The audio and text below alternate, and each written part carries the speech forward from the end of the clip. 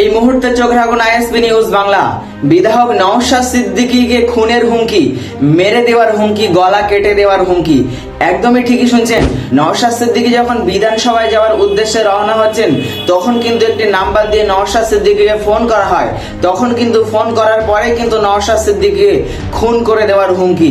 নওশাদ সিদ্দিকী বলছেন, আমাকে জেলের ভয় দেখিয়ে, আমাকে খুন করার ভয় দেখিয়ে কখনো আমার সত্য কণ্ঠকে চাপা যাবে না। নওশাদ সিদ্দিকী নাকি মুখ্যমন্ত্রীকে হারানোর চেষ্টা করছে, তাই জন্য কিন্তু নওশাদ সিদ্দিকীকে জাহানে মেরে দেওয়ার হুমকি আসছে নওশাদ সিদ্দিকীর উপর।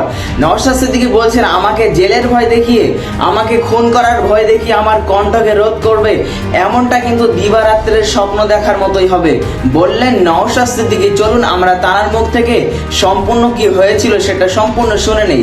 চলুন আমরা কথা না বলে আগে ভিডিওটি দেখে নেই। 3 তারিখ অর্থাৎ পরশু দিন বেলা 11টার দিকে আমার ফোনে একটি কল আসে। আমি বিধানসভার উদ্দেশ্যে যাচ্ছিলাম, সেই সময় একটা কল আসে।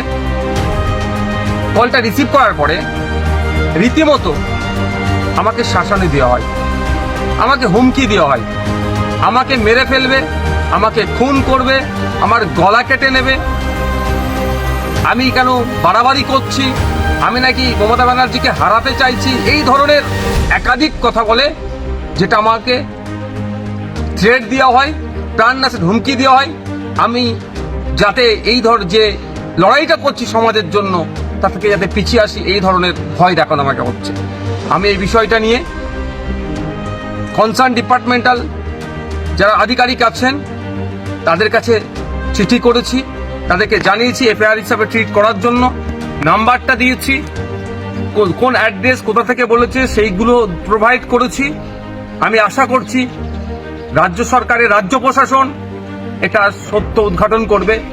তবে একটা কথা, আমি ন্যায়ের পথে আছি, অন্যায়ের বিরুদ্ধে লড়াই করছি।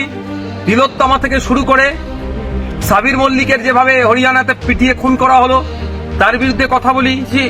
আবু সিদ্দিক হালদার, শিকারি মোড়া, বিভিন্ন ইস্যুতে যেভাবে মাঠে ময়দানে লড়াই করছে এবং বিধানসভার মধ্যে কথা বলছি, অনেকের কি গাপ্ত দেওয়া হচ্ছে?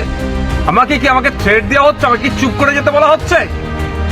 আমি সরাসরি এই মুহূর্তে বলবো না, কারণ আমাকে ওই বক্তব্যের মধ্যে বলেছে, যে ফোন করেছিল যে আমি নাকি মমতা ব্যানার্জির সাথে পাঙ্গা নিচ্ছি, যদি না পাঙ্গা নিয়ে বন্ধ করি তাহলে আমাকে গলা কেটে খুন করা হবে। আমি বলছি না এটা তৃণমূল কংগ্রেস করেছে, তদন্ত সাপেক্ষ। আমি এখনই বলে দিচ্ছি না যে তৃণমূল কংগ্রেস করেছে, তদন্ত সাপেক্ষ। তারপরেও বলছি বিচার ব্যবস্থা আছে, আমি প্রশাসনকে জানিয়েছি, সত্য উদ্ঘাটন করুক। এর পেছনে কি ষড়যন্ত্র আছে, কি রহস্য আছে, কার বা কাদের কথা শুনে আমাকে এই ধরনের ফোন করে সরাসরি আমার গলা কেটে নেবে, আমাকে খুন করবে, আমাকে হত্যা করবে, এদের বলার সাহস হচ্ছে। পরিশেষে একটা কথাই বলবো, আমাকে এই ফোন টোন করিয়ে কেউ যদি মনে করে নওশাদ সিদ্দিকীকে জেল খাটালাম, মিথ্যা মামলা একাধিক দিলাম, তারপর নওশাদ সিদ্দিকী দমছে না, যদি কেউ মনে করে আমাকে এই ধরনের কল করিয়ে থ্রেট দিয়ে আমাকে ভয় দেখিয়ে দমিয়ে দেবে, সে কিন্তু দিবা স্বপ্ন দেখছে।